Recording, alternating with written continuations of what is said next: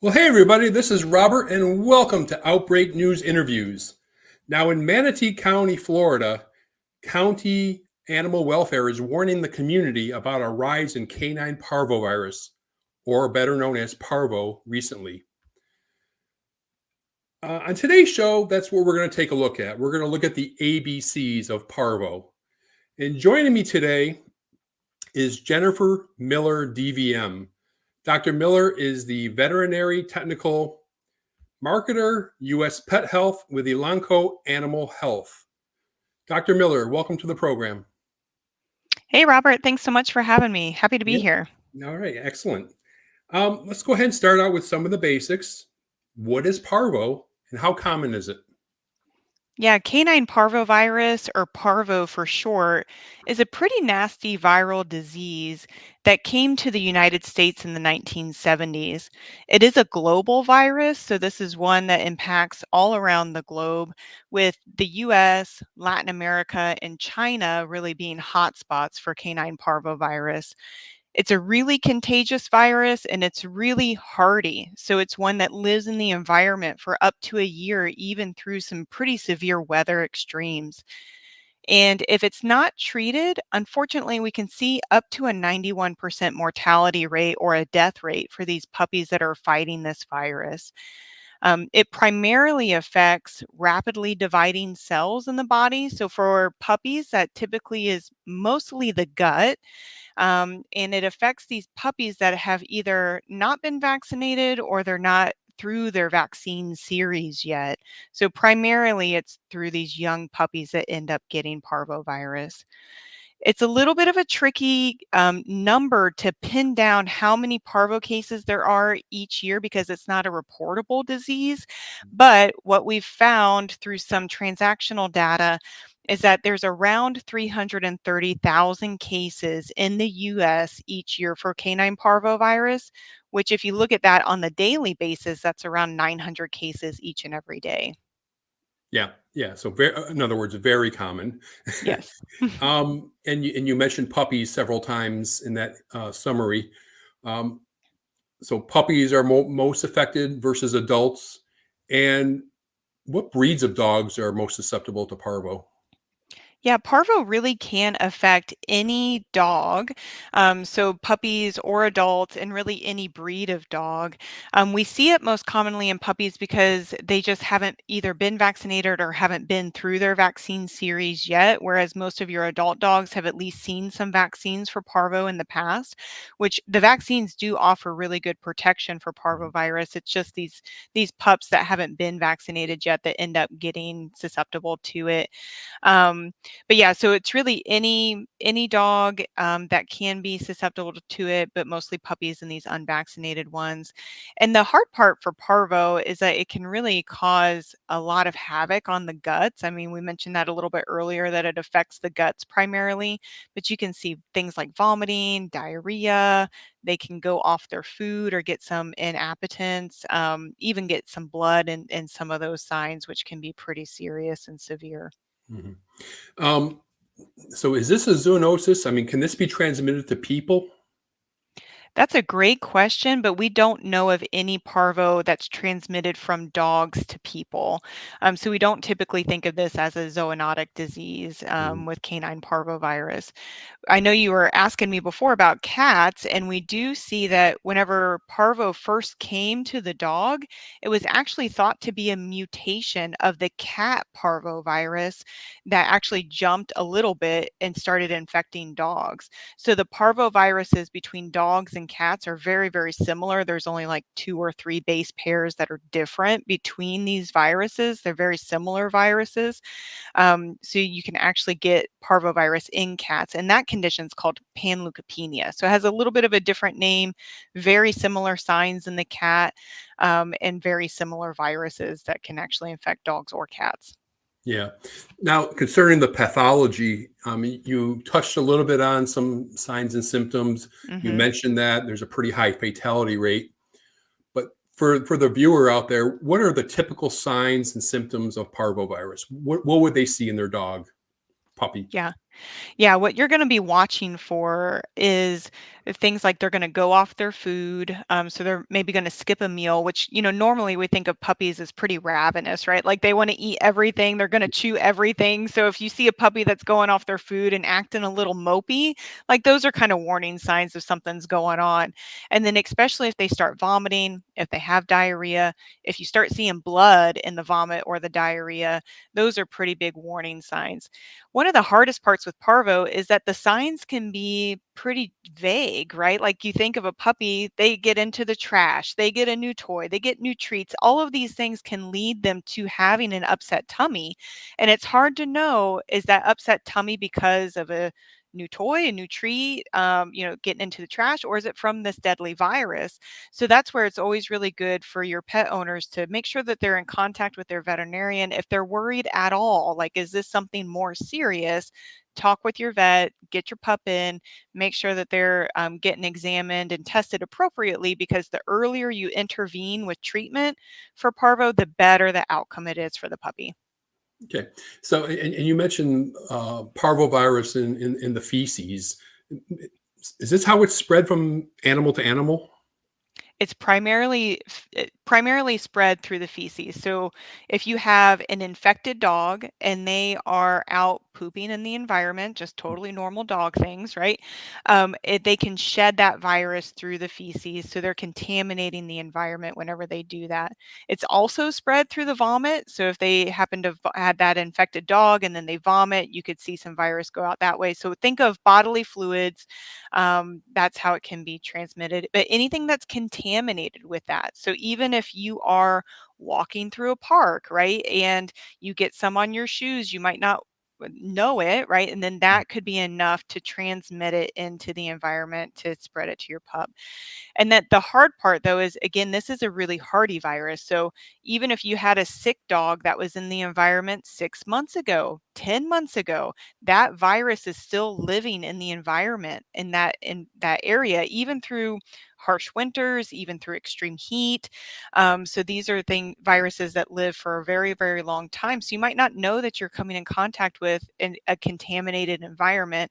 And then these puppies, they just walk through and then they go home and they lick their paws, right? Sure. It's totally normal. And then that's all it takes for them to get infected with this virus. Yeah.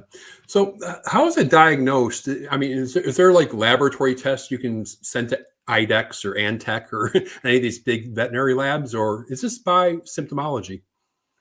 Yeah, there is a test, and it's really a point of care test. So, meaning that you can go to your vet and they can do the test right there in clinic. It's a swab that they take of the stool, like basically a rectal swab, and then they'll just test it right there to see if there's virus that's transmitting. Okay. And they get test results really quickly, which is a nice thing with this condition. So, usually you'll get answers within about 10 minutes if your pup is positive or negative. And that is really beautiful because it helps the clinic start intervention early and get these guys treated for parvo earlier. Yeah. And as far as treatment, what we're going to discuss one of the treatments that your company has put out Mhm. in a few minutes. But what else is out there for treatment? Yeah, so historically, we've only had supportive care to help these little puppies get through the virus, right?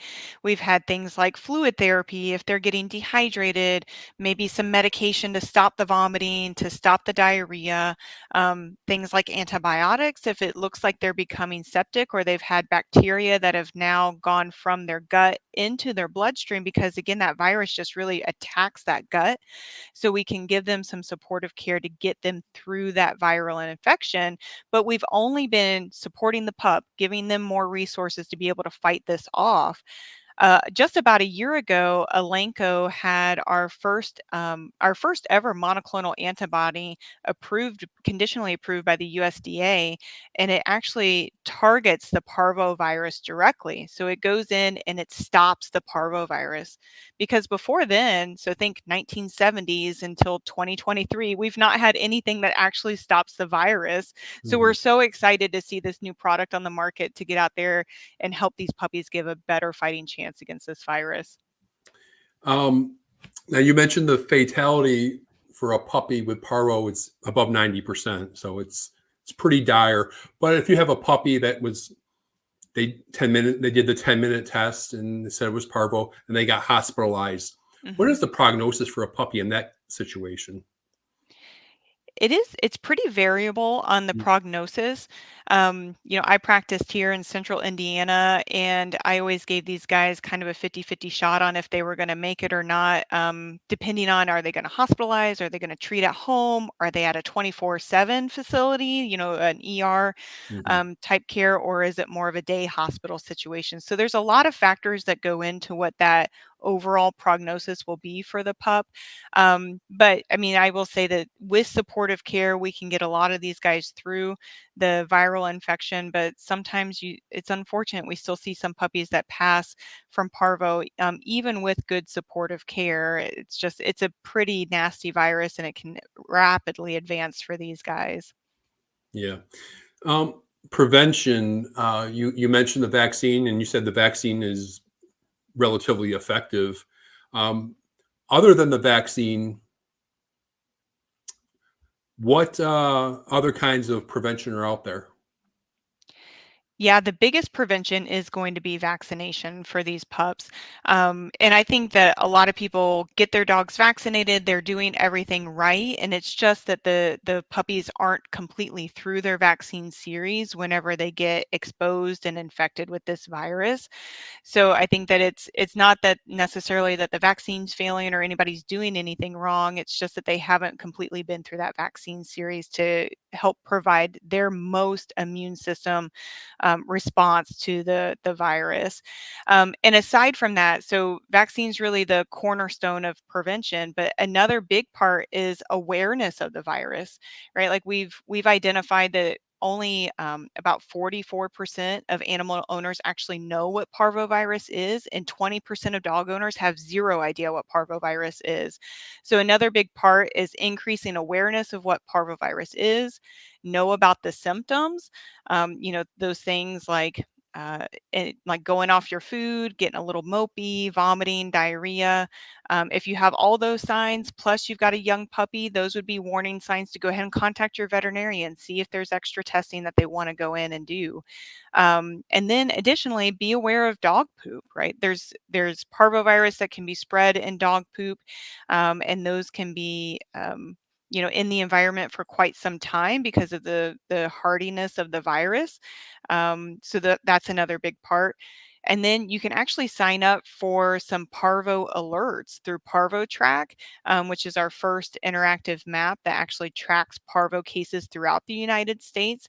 So all of these other things aside from vaccination are really trying to get you to avoid exposure to parvovirus, right? By being aware of the dog poop, knowing the symptoms of parvo and getting intervention early, signing up for these alerts and being cognizant if you're in an area that has had a recent parvo case. And then additionally, if you do have a puppy that's come down with parvo, make sure you're asking your veterinarian about canine parvovirus monoclonal antibody, because that is the first and only treatment for canine parvovirus out there on the market. Okay. Well, Dr. Mill, I apologize. It looks like my Wi-Fi got a little slow, so it pulled my pulled my photo down. That's Um, okay. um, Let me know if you can see this. I'm going to throw that. Yeah, Okay, perfect. I can see it. Thank Um, you. and you mentioned a little bit about ParvoTrack. Can you talk a little bit more about this? It seems like a pretty cool thing that dog owners can have. Yeah, we're really excited about ParvoTrack because, like I mentioned earlier, it's been kind of hard to know across the U.S. where the parvo cases are. There had been historically some publications of different geographies about parvo incidences, but it's hard to know, across the U.S. where are the cases. So this is the first interactive map that you can actually go through. You can see things across the U.S. You can go down to the state level.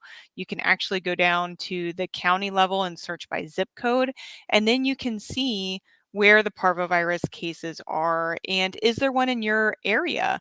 So that's really exciting to be able to have that amount of awareness of where parvo cases are. Also, if you're interested, you can sign up for alerts from this site. So if you go to stopparvo.com, you can go and sign up for alerts. And if there's a parvo case in your area, they will email you an alert and say, "Hey, be on the watch. There's a parvovirus case, in your area. Make sure you're diligent about watching for the clinical signs and things associated with parvo." And then there's also a function on there that if you do happen to have a parvovirus patient, you can go on there to find a vet, and that will get you to a veterinarian that has canine parvovirus monoclonal antibody in stock. So that way you can have access to the treatment to stop parvovirus. Yeah, and you were just talking about this, the canine parvovirus monoclonal antibody. This is like sounds like something right out of the COVID outbreak, right? And so, do you want to elaborate on this and anymore? Or Yeah, I'll say this has been such an exciting project to be on and to see this product come to life. I mean, I worked here in central Indiana. I also practiced in the Chicago area, and I saw a ton of parvo in central Indiana. And just seeing how detrimental it is to these little puppies, I mean, it just breaks your heart to see these guys have to go through it. So, seeing this new product, canine parvovirus monoclonal antibody, come to market in 2023 was really exciting to know that, hey, now we've got something in our toolbox that actually stops the virus, and it helps these puppies get through this really bad viral infection and gives them a fighting chance to stop that virus directly. I think it's pretty exciting because it is a single IV injection, so it's given through a vein, just directly through the vein at your veterinary office. And usually they're going to be doing that in combination with some of those supportive care things we talked about earlier, things like fluids, maybe something to stop the vomiting or the diarrhea. But it's been really fun to see this come onto the veterinary scene, and help these puppies through their parvo infections. And part of my job is I get to hear about cases across the U.S. that have used this product, and we're just hearing really great success stories, from across the nation on puppies that are making it through these even really severe parvo infections where they might not have made it before. So it's been a pretty fun product to be a part of. okay, and I want to go ahead and close and give you the opportunity to talk a little bit about the work that's being done at Elanco. Absolutely. And I don't know if you picked up on it, but we're pretty passionate here about parvovirus, and we're just really excited to see this come to life on getting out there and saving more puppies from this deadly viral infection. I mentioned it before, but in practice, seeing these puppies, suffering from parvovirus, it wears on you, it wears on your staff. They're really difficult cases to manage. So we're just really excited to help puppies through this nasty viral infection. Here at Elanco, we're on a mission to save 1 million puppies from parvovirus by 2030. That's a pretty big goal, right? That's a lot of puppies to save from parvo. So we've started this Parvo Defenders Task Force, which is a group of like-minded companies and individuals, that we're all kind of coming together to increase awareness about parvo and help save these puppies from parvovirus. And it really all starts with increasing awareness about parvo. So that's why we have this educational campaign that we just kicked off in April of 24, where we're, helping people learn about parvo, how it's spread, the symptoms of parvo, um, sign up for ParvoTrack and sign up for alerts, and then know about the canine parvovirus monoclonal antibody. So again, those big level buckets are: be aware of the dog poop, right? That's where the virus is spread. That's where it lives for up to a year in the environment. So be aware of dog poop. Know the signs and symptoms of parvo. So those are things like going off your food, maybe being a little bit mopey, vomiting, diarrhea. Especially if you have a puppy that has all those signs, make sure you get into your veterinarian, or at least be talking to your veterinarian and say, hey, do we need to do some additional testing for my pup to see what's going on here? And then sign up for those ParvoTrack alerts if you're interested in knowing if there's a Parvo case in your area, because that'll help give you some awareness, if there are any Parvo cases in your area. And then finally, ask your veterinarian about, canine parvovirus monoclonal antibody in the event if you did have a Parvo puppy. Make sure that they're able to get that product and be able to stop that virus for your puppy specifically. Very good. And I'll go ahead and link to the company website in the show notes. So if people want to check out the different things they're doing, the different products that are available, you can do that. And I want to thank you, Dr. Jennifer Miller, for sharing your time and your expertise. Thank you, ma'am. Great. Thank you so much for having me. This has been great. Take care. Bye.